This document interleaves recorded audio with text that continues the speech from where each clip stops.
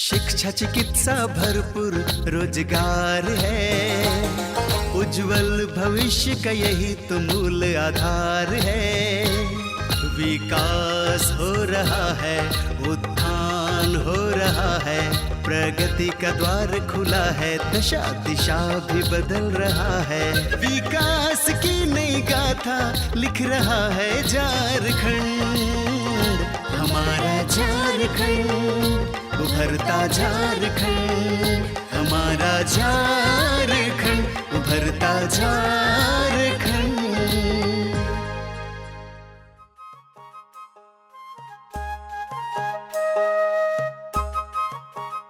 नमस्कार, जोहार। उभरता झारखंड कार्यक्रम में आप सभी का स्वागत है। मैं हूं नमिता। हमारे झारखंड के न सिर्फ शहरी क्षेत्रों में बल्कि ग्रामीण क्षेत्रों की महिलाएं भी विभिन्न क्षेत्रों में शिक्षा प्राप्त करके रोजगार सृजन कर रही हैं। आज के अंक में हम आपको बताएंगे कि किस तरह से फूड प्रोसेसिंग यूनिट के माध्यम से हमारी जो ये महिलाएं हैं वो आगे बढ़ रही हैं। जी हाँ, आपको बताऊं कि फूड प्रोसेसिंग यूनिट के माध्यम से स्थानीय लोगों को रोजगार मिल रहा है। अब गांव में उपजाए जाने वाले कच्चे सब्जियों को विभिन्न रूपों में तैयार करके बाजार तक पहुंचाया जा रहा है। कच्चे खाद्य पदार्थों को विभिन्न रूप में तैयार करके उनके स्वाद में परिवर्तन करते हुए और उसे और भी अधिक स्वादिष्ट बनाते हुए उनकी पैकिंग की जा रही है ताकि वो लंबे समय तक सुरक्षित रहे। सबसे बड़ी बात तो यह है कि इन सामानों को न सिर्फ शहरों के बाजार में बल्कि देश और विदेशों तक भी पहुंचाया जा रहा है और हमारी गांव की जो ये महिलाएं हैं वो आर्थिक रूप से मजबूत बन रही हैं। इन महिलाओं के साथ साथ वहां रह रहे सभी लोगों को भी रोजगार मिल रहा है और वो अपने जीवन को बेहतर बना रहे हैं। तो बिना देर के आप भी देखें और लाभान्वित होइए। अभी हम मौजूद हैं रांची के गेतलसूद जगह पे, जहां एक फूड प्रोसेसिंग यूनिट बनाया गया है। इस फूड प्रोसेसिंग यूनिट से किसानों को बहुत लाभ हो रहा है। किसानों से उनकी उपज खरीदी जा रही है और इस जगह पे उसे प्रोसेस करके काफ़ी सारी चीज़ें बनाई जा रही है, जैसे कि हल्दी पाउडर, टमाटो सॉस इत्यादि इत्यादि। तो आज इस फैक्ट्री का हम लोग भ्रमण करेंगे और यहाँ देखेंगे कि यहाँ किन किन चीज़ों को बनाया जा रहा है और साथ ही साथ ये भी समझेंगे कि कैसे स्थानीय लोगों को यहाँ रोजगार मिल रहा है, जिससे कि झारखंड में पलायन कम होगा। तो आइए स्वागत करते हैं आज के हमारे मेहमानों का। आज जब झारखंड प्रदेश के ग्रामीण बेरोजगारी की समस्याओं से जूझ रहे हैं, यहाँ के किसान कम कीमत पर अपने उत्पादों को बेचने को विवश हैं, तो ऐसे में झारखंड के निवासी शशि भूषण टोप्पो ने रांची के गेतलसूद क्षेत्र में फूड प्रोसेसिंग की इकाई लगाकर इन लोगों में नई उम्मीद जगाई है। ये इकाई न सिर्फ स्थानीय लोगों को रोजगार दे रही है बल्कि किसानों की आय बढ़ाने में भी मदद कर रही है। इस पहल की प्रेरणा शशि भूषण को तब मिली जब थाईलैंड में ऑफिस संचालन के दौरान उन्हें जापान में टी शर्ट एक्सपोर्ट करने का मौका मिला। भारत से लगभग 250 रुपए में खरीदी गई टी शर्ट के जब उन्हें 1500 रुपए मिले, तब उन्हें अंतर्राष्ट्रीय बाजार की संभावनाओं का पता चला। इसी अनुभव को इन्होंने कृषि उत्पादों पर लागू किया ताकि किसानों की आय में बदलाव आ सके। आज ये इस इकाई में कृषि उत्पादों का प्रसंस्करण कर उन्हें अंतर्राष्ट्रीय बाजार उपलब्ध कराकर ग्रामीण अर्थव्यवस्था को नई दिशा दे रहे हैं। जब मैंने थाईलैंड में ऑफिस खोला था तो वहाँ से मैंने ये आइडिया लेके आया था एक्सपोर्ट का।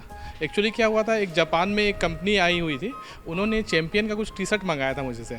जो टी शर्ट यहाँ 299 का बिग बाज़ार में मिलता है, वो लोग मेरे से परचेज़ करते थे 1500 रुपीज़ में। तो उसके थ्रू मुझे ये आइडिया लगा, उसके थ्रू मुझे ये आइडिया लगा कि कुछ एक्सपोर्ट इंपोर्ट का चीज़ भी होता है। तो मैंने धीरे धीरे इसको खूब स्टडी किया। मैं बॉम्बे आया, बॉम्बे ने वहाँ पैक हाउस विज़िट किया, वहाँ के प्रोसेस को समझा, प्रोसेसिंग कैसे होता है, कैसे सोर्सिंग होता है। धीरे धीरे सीखते सीखते मैंने ये एक्सपोर्ट का लाइसेंस निकाला और फर्स्ट एक शिपमेंट मुझे अभी भी याद है, मैंने मलेशिया किया था। फिर मैंने उसके बाद धीरे धीरे थोड़ा सा डिफ़िकल्ट था मेरे लिए, लेकिन उसके बाद मैंने बांग्लादेश किया, 2-3 शिपमेंट बांग्लादेश किया। फिर मुझे एक ऑर्डर आया दुबई का आया, फिर मैंने दुबई किया। उसके बाद मैंने वियतनाम किया। धीरे करते करते मैंने बहुत सारी कंट्री की, 10-12 कंट्रियाँ मैंने किया। उसके बाद जो लोग फर्स्ट टाइम लाइसेंस निकालते हैं, जिनको आइडिया नहीं होता था, मैं उनको हेल्प करता था एज ए B2B। ऐसे करते करते मैंने काफ़ी एक्सपोर्ट किया, काफ़ी सीखा। अब मैं चाह रहा हूँ कि झारखंड में कुछ ऐसा डेवलप किया जाए जिससे कि किसानों का जो रेवेन्यू है वो 30% बढ़ जाए। तो उसके लिए हमने एक प्रोजेक्ट चला रहे हैं, झार निर्यात। मैंने ऑलरेडी उस पर काम कर रहे हैं। हम हैं, मेरी कंपनी का नाम येलोन एक्सपोर्ट प्राइवेट लिमिटेड है, और सर हमारे जॉइंट वेंचर कंपनी है PL ग्रैंडसन, जिन्होंने सारा ये डेवलप किया है फैक्ट्री एक्सपोर्ट के लिए। ठीक है, अभी एक हम लोग का सर का और प्लान है, PL ग्रैंडसन का और एक प्लान है कि वो पैक हाउस भी बनाए, ताकि जितने भी किसान हैं यहाँ के उनका रेवेन्यू इंक्रीज़ हो और लोगों तक पहुँचे। लेकिन आफ्टर 3 मंथ्स उनको एज अ इंसेंटिव हम उनको 30% उसका रेवेन्यू उनको इंक्रीज़ करके देंगे, क्योंकि हम उसको डिहाइड्रेटेड करेंगे, उनको फ्रेश वेजिटेबल A ग्रेड का भेजेंगे। हमने सारा एक प्रोजेक्ट रिपोर्ट तैयार किया हुआ है। अगर हमें गवर्नमेंट हेल्प करता है तो इस प्रोजेक्ट को हम बहुत दूर तक ले जाना चाह रहे हैं, ताकि झारखंड में बहुत उन्नति हो। ऐसे आपको पता होगा एक्सपोर्ट होने से गवर्नमेंट माने कि इकोनॉमी का ऐसे ही बहुत फर्क पड़ जाता है, इकोनॉमी GDP बढ़ता है। इस इकाई में हल्दी, इमली और टमाटर जैसे उत्पादों का प्रसंस्करण कर उनका मूल्य संवर्धन किया जाता है। इसके लिए ये इकाई किसानों से फसल खरीदती है, खासकर वैसे उत्पाद जिनका उत्पादन जरूरत से ज्यादा होने के कारण बर्बाद होने लगते हैं। इन उत्पादों की किसानों को उचित कीमत देकर उनका मूल्य संवर्धन किया जाता है और उन्हें अंतर्राष्ट्रीय बाजार में बेचा जाता है। इस पहल से किसानों की आय बढ़ती है, स्थानीय लोगों को रोजगार मिलता है तथा पलायन पर अंकुश लगता है। हमारा प्लांट में हल्दी का काम होता है, इमली का काम होता है, टमाटर का काम होता है। यहाँ के लोकल मजदूर को रोजगार देने का काम कर रहे हैं। जो हमारे देश में जो रहते हैं, जो दूसरे देश में जाके काम करते हैं, वो ना जाए दूसरे जगह पे काम करने के लिए, हमारे ही क्षेत्र में काम करे, हमारा क्षेत्र का विकास भी हो इससे, और यहाँ के मजदूरों को रोजगार भी देने का काम कर रहे हैं।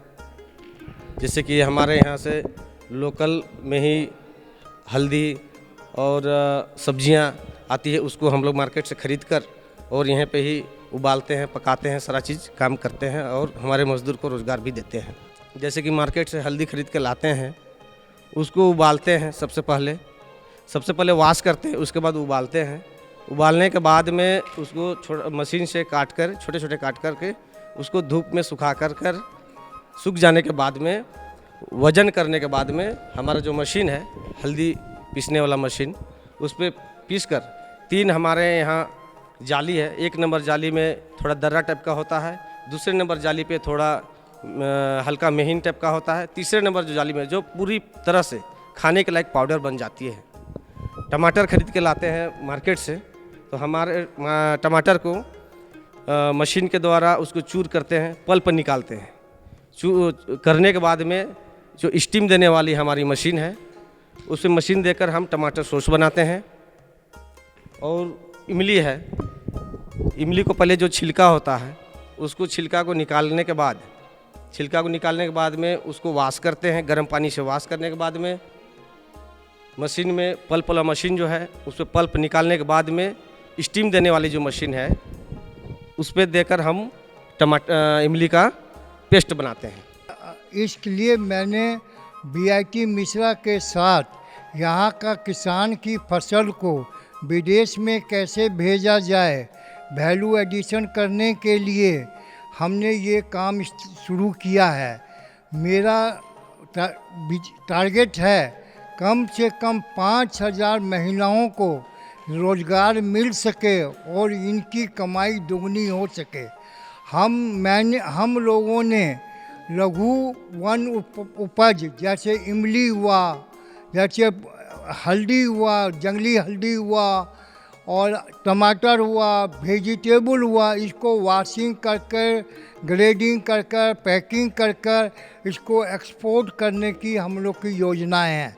साथ साथ जो प्रोडक्ट किसान नहीं बेच पाता है और पानी के भाव में बेचना पड़ता है, उसको हम लोग प्रोसेसिंग कर कर, वैल्यू एडिशन कर कर फार्मर्स की कमाई को दुगनी करने का प्रोग्राम है।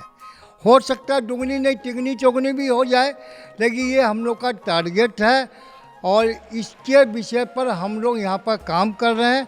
अभी हमारा ग्रेटर सूट इंडस्ट्रियल एरिया में 2 एकड़ में यह प्लांट लगाए हुए हैं।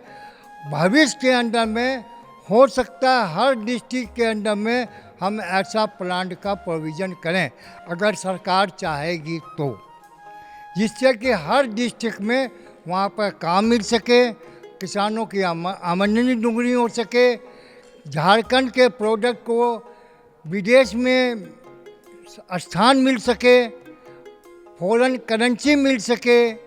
इस पर हम लोगों को काम करना चाहिए और सरकार को भी आगे आना चाहिए। अगर सरकार का सहयोग मिलता है तो ये झारखंड में विकास बहुत जल्दी आ जाएगा। इसलिए मेरा ये झारखंड सरकार से भी आग्रह है कि इस पर सरकार ध्यान दे और किसानों की आमदनी दुगनी करने के लिए डिस्ट्रिक्ट लेवल पर, विलेज लेवल पर छोटे छोटे प्रोग्राम कर उनकी आमदनी को दुगनी कराए। इस इकाई में काम करने वाले स्थानीय लोग बताते हैं कि यहाँ ये लोग हल्दी, इमली तथा गाजर जैसे उत्पाद का चूरा तैयार करते हैं तथा सॉस आदि बनाते हैं। ये लोग बताते हैं कि इन्हें इसका औपचारिक प्रशिक्षण तो नहीं मिला, लेकिन इकाई के अधिकारियों के मार्गदर्शन पर इन लोगों ने इस काम को बखूबी सीख लिया है। ये बताते हैं कि इस काम से जुड़ने के पहले ये लोग बेरोजगारी का दंश झेल रहे थे। इनके पास नियमित आय के कोई साधन नहीं थे। यहाँ के काम से जुड़कर इनकी आमदनी नियमित हुई है, जिससे इन्हें अपने परिवार को चलाने में मदद मिल रही है। यहाँ पहले तो शेड वुड बन रहा था, उसी समय से काम कर रहे थे। अब यहाँ तो अब वो काम ख़त्म हो गया है। अभी यहाँ हल्दी और गाजर, इमली ये सब का जब प्रशिक्षण तो कहीं नहीं लिए थे, मकील जो यहाँ हम लोग ये बताए कि ऐसा ऐसा करना है तो हाँ ट्रेनिंग किए। उसके बाद हम लोग ऑफिस से वो जब वो देखते हैं वो पक के तैयार हो जाता है, तब उसको करछुल से उबच के देखते हैं कि ज़्यादा वो पानी है कि सूख गया, उसको सूख देख करके तब हम लोग को काम करने में तो अच्छा लग रहा है। पहले हम लोग वहाँ बाहर में मजदूर का काम करते थे, मनरेगा वाला, तो कभी कभी मिलता था, कभी नहीं। सप्ताह में 2 रोज़ 3 रोज़ और पैसा वहाँ 1-1.5 महीना में खाता में मिलता था। अभी तो यहाँ परिवार चलाने में दिक्कत होता था। अभी तो यहाँ रेगुलर अभी काम मिल रहा है। हम यहाँ आते हैं, हम लोग का हल्दी वाला काम है, चटनी का काम है और बाकी सब्जी उब्जी काटने का भी काम है। हम लोग जैसे कि गोदाम में हल्दी है, उसको निकाल के उसको धोते हैं, उसके बाद धूप में सुखा लेते हैं। उसके बाद सूखने के बाद वो सूख जाता है। उसके बाद हम लोग मशीन में उसको कुटाई करते हैं, उसके बाद पाउडर बनता है। हम लोग का टाइमिंग है 9 बजे पहुंच जाना और 5 बजे छुट्टी हो जाता है यहाँ से। इससे पहले तो हम लोग घर में रहते थे, हम लोग को कोई रोज़गार नहीं था। हाँ, अभी रोज़गार मिला तो अच्छा लगता है कि हम लोग डेली यहाँ से काम उम करके जाते हैं। अच्छा लगता है कि घर परिवार को भी कुछ मदद मिल सकता है, हम लोग कर सकते हैं। हाँ, अच्छा लग रहा है। जैसे कि हम लोग घर में बैठे हुए थे, बाकी बात अभी सबको अभी यहाँ काम करने आ रहे हैं, तो अभी कुछ पैसा जो हम लोग को दुख मुसीबत होता है तो हेल्प भी मिल जाता है, इसके लिए अच्छा लगता है। हम लोग यहाँ पे हल्दी कच्चा हल्दी धोआता है, उसी को धोते हैं और उसी को काट के पाउडर वाउडर बनता है। सुबह 9 बजे आते हैं, 1 बजे लंच होता है और 5 बजे हम लोग को छुट्टी हो जाता है। रांची के गेतलसूद की ये फूड प्रोसेसिंग इकाई ग्रामीण आत्मनिर्भरता का एक मजबूत उदाहरण बनकर उभरी है। इससे न सिर्फ किसानों को उनकी उपज का उचित मूल्य मिल रहा है, बल्कि स्थानीय लोगों को, खासकर महिलाओं को रोजगार भी मिल रहा है। निश्चित तौर पर इससे पलायन पर अंकुश लगा है और अंतर्राष्ट्रीय बाजार से जुड़ने के कारण ग्रामीण अर्थव्यवस्था को नई दिशा मिली है। देखा ना आप सभी ने कैसे यहाँ के लोग टमाटर, इमली और कच्चे पदार्थों का उपयोग कर रहे हैं और अपने जीवन को बेहतर बना रहे हैं। हम जहाँ रहते हैं वहाँ के सामान से भी हम रोजगार शुरू कर सकते हैं। बातों का सिलसिला यूं ही जारी रखते हुए अब हम जुड़ते हैं अगली कड़ी में, जहाँ हम बात करेंगे हस्तकला की। जी हाँ, हस्तकला के माध्यम से हमारी जो महिलाएं हैं वो आत्मनिर्भर बन रही हैं। महिलाओं के हाथों में तो हुनर होती ही होती है। लकड़ियों से सजावटी और उपयोगी वस्तुएं तैयार कर रही हैं, जो बाजार में दिन प्रतिदिन इसकी मांग को भी बढ़ा रहा है। अब आप हर घर में इसे देख सकते हैं, चाहे तो वो सजावटी रूप में या फिर उपयोगी रूप में। तो आइए आप भी देखिए कि कैसे ये महिलाएं क्या क्या सामान तैयार कर रही है और बाजार में इसका कैसा मूल्य इन्हें प्राप्त हो रहा है। बांस की कलाकृतियां जैसी हस्तकला न सिर्फ झारखंड की संस्कृति और परंपरा को बचाने का माध्यम है, बल्कि स्थानीय महिलाओं के लिए आजीविका का भी एक साधन है। झारखंड के रांची जिले के डहू ग्राम में हम इस सोच का जीता जागता उदाहरण देख सकते हैं, जहां की महिलाएं महिला समूह से जुड़कर बांस की कलाकृतियां बना रही हैं। एक वक्त था जब ये कला गुमनामी के अंधेरों में दम तोड़ रही थी और यहाँ की महिलाएं खेती या घरेलू कार्यों तक ही सीमित थीं। जब से यहाँ की महिलाओं ने समूह से जुड़कर इस कला को अपनाया है, तब से इस कला को न सिर्फ नया रूप मिला है, बल्कि महिलाओं की जिंदगी भी बदल गई है। ये लोग अब बांस का इस्तेमाल कर पेन स्टैंड, गुलदस्ता और अन्य सजावटी सामान बना रही हैं और इससे अपनी कला को जीवित रखने के साथ साथ ये लोग नियमित आय भी प्राप्त कर रही हैं। ये काम तो अभी बहुत दिन से चल रहा है, लेकिन हम लोग हाल ही फिलहाल में सब में जुड़े हैं।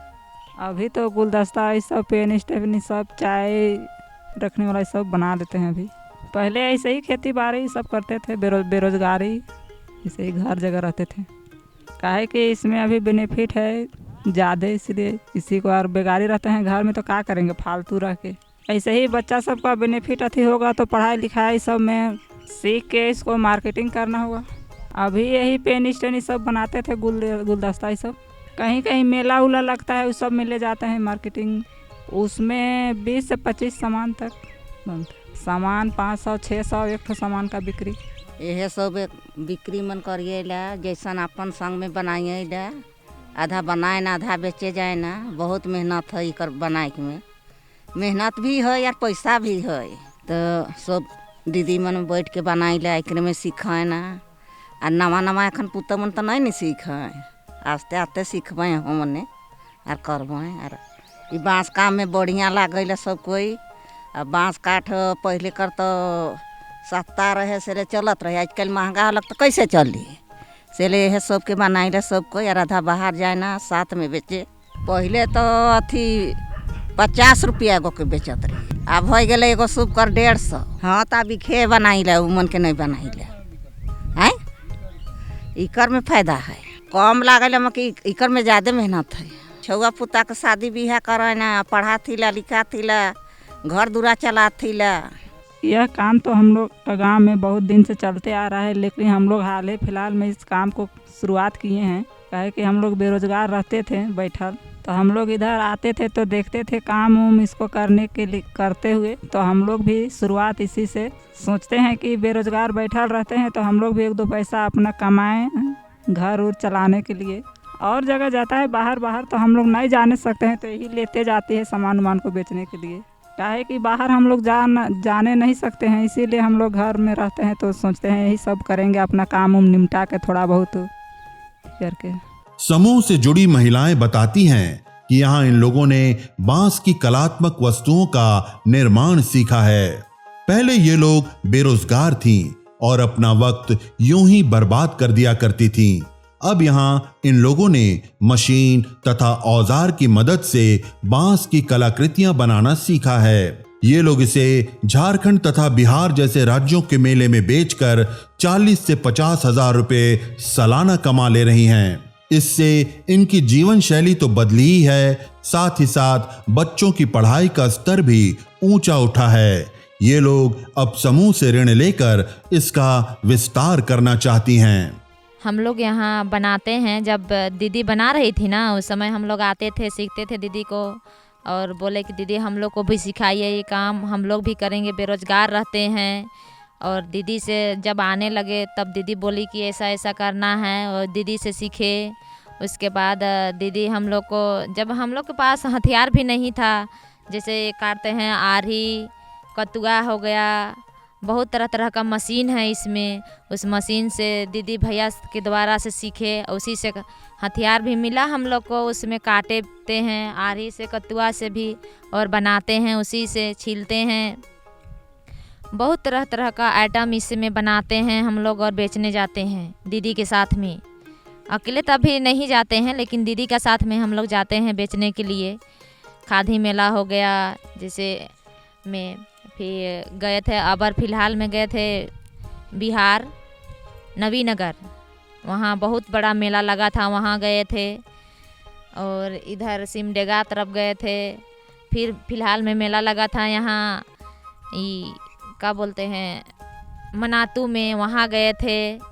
बहुत तरह तरह बनाते हैं और जाते हैं बनाने के लिए, और मेला घूमते हैं हम लोग। एक समय में हम लोग बहुत बेगारी रहते थे, लेकिन ये दीदी सबसे साथ में मिल के ये काम को हम लोग अपनाए और सीखे, और हम लोग को अच्छा लगता है, अब पसंद भी लगता है। कहीं कहीं जाते हैं, बहुत मांग करता है इसका भी, और हम लोग बहुत दूर दूर तक गए हैं इसके साथ में काम करके। लोहरदगा, सिमडेगा, इधर जहाँ जहाँ जो बुलाहट हुआ वहाँ वहाँ गए हैं हम लोग। और ये काम को हम लोग सीख के हम लोग को बहुत अच्छा लगता है। बाहर से भी आते हैं तो बहुत खुशी लगता है कि उन लोग को पसंद लगता है इस सामान को बना के सीखे हम लोग। तो इतना मेहनत से हम लोग जात भी है महली जात, बांस काम करने वाले, बाल बच्चा पढ़ाना लिखाना और अपना बुढ़ापा का काम का पैसा भी रखना, शादी ब्याह सब चीज़ का काम ने पैसा का तो ज़रूरत लगबे करता है। तो मेहनत करेंगे तभी ना पैसा आएगा। यहाँ की कई ऐसी महिलाएं हैं जो इस कार्य को सीख रही हैं। उन्हें इसमें आमदनी की बड़ी संभावनाएं दिखाई दे रही हैं।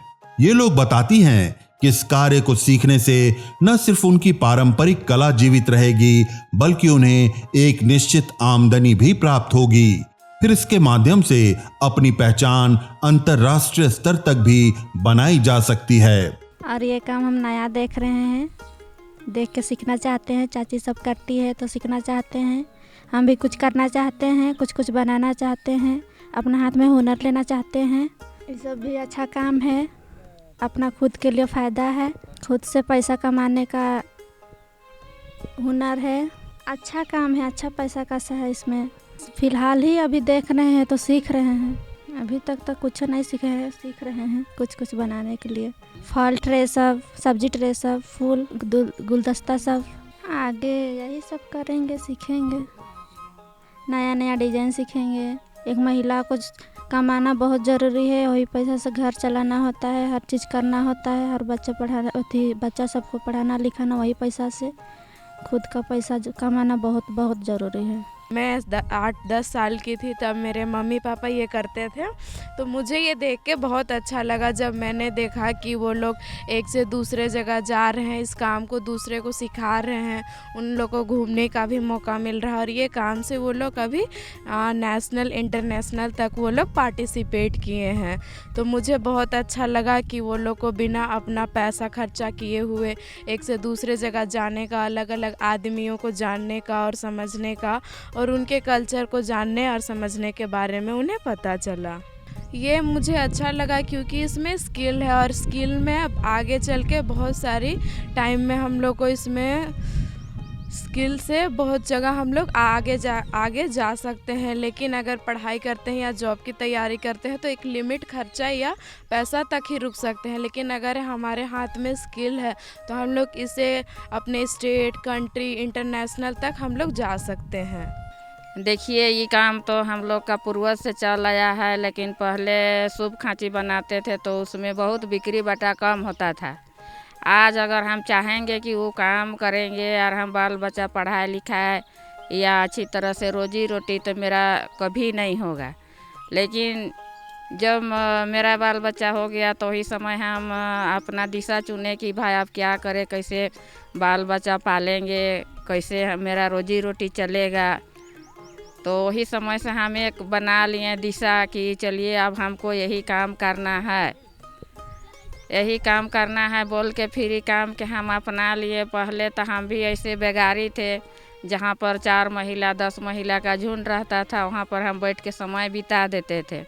लेकिन फिर हम सोचे कि ऐसा करने से दूसरा काई में कब तक मेरा चलेगा ज़िंदगी, बोल के ये काम के जब से हम अपना लिए हैं तब से मेरा बाल बच्चा का पढ़ाई लिखाई रोजी रोटी बहुत अच्छा से हम कर पा रहे हैं। और ये काम करके हमको इतना ही जगह झारखंड तो ऑल इंडिया पूरा जैबे किए हैं, लेकिन झारखंड से बाहर भी घूमे हैं तो बहुत ही अच्छा लगता है।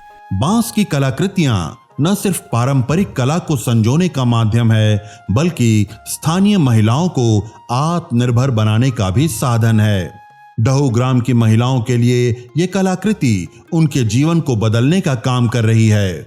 समूह से प्रशिक्षण तथा संसाधनों की मदद से यहाँ की महिलाओं का हुनर निखर रहा है और इससे उनके लिए निश्चित आमदनी का मार्ग प्रशस्त हो रहा है। तो एक तरफ आपने देखा कि गेतल सूद में खाद्य प्रसंस्करण संस्थान में जहां स्थानीय लोगों को रोजगार मिल रहा है, वहीं दूसरी ओर और मांझी के डहू ग्राम में जो महिलाएं हैं वो अपना एक समूह बना ली हैं और यहाँ पे बांस का अलग अलग चीज़ बनाती हैं। आपने देखा कि कई तरह की चीज़ों को बनाकर इन्होंने बताया कि मेला में बेचते हैं, अलग अलग जगह बेचते हैं और इस तरीके से ये आत्मनिर्भर होती जा रही हैं। तो इस कार्यक्रम को दिखाने का मकसद हमारा यही था कि झारखंड के जितने भी युवा हैं जो बाहर चले जाते हैं काम काज को ढूंढने के लिए, रोजगार को ढूंढने के लिए, वो अपने गृह जिला, गृह प्रखंड, गृह गांव में रह करके ही कुछ अच्छा काम कर सकते हैं और पलायन को रोक सकते हैं।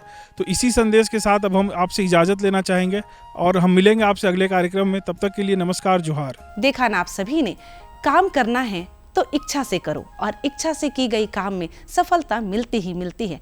इनके जीवन में भी बदलाव आया है और हमें पूरा विश्वास है कि आज का ये अंक देखकर आपके जीवन में भी बदलाव आएगा।